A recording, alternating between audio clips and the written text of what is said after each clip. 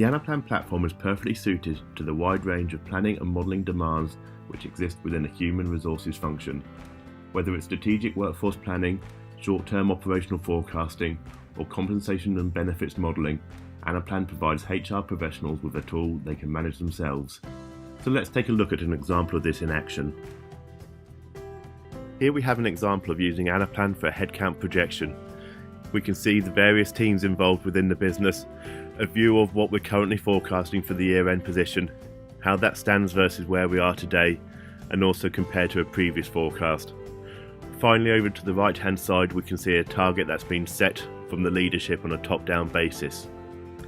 Looking first at how that target may work, Anaplan in this instance is being used to enter adjustments at the higher levels of the business and then cascade that down through the various levels of the hierarchy.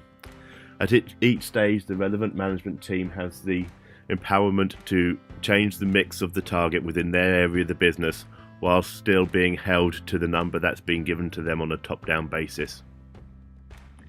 Turning to the headcount projection itself, the starting point for that will be based upon HR systems and the data which they provide on the existing employee basis.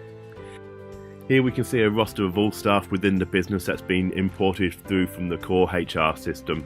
The data is being validated and then being used to drive out some of the analytics.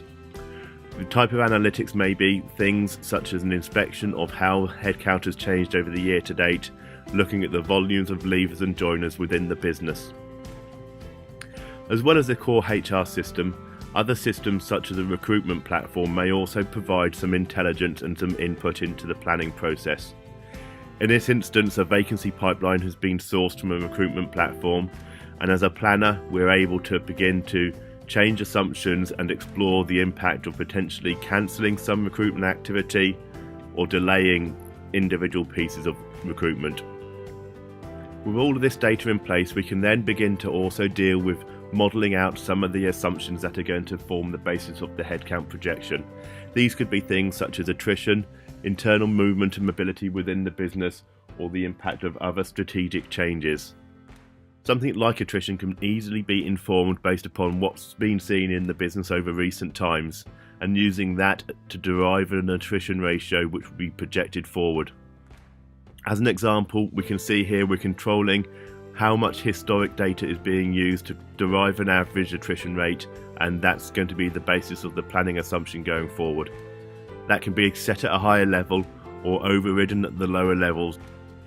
We can also input other headcount changes which may not be represented by any of these modelling assumptions. Here, for instance, at an individual team and grade level, we can begin to model out the inputs of new heads being put into or taken out of that particular part of the business. All of this information comes together and consolidates in real time in order to bring us back to the plan and the projection which we were looking at the very start. So there we have just a couple of examples of how Anaplan could be used for workforce planning. If you want to learn more, then check out our website and get in touch. Thanks for watching.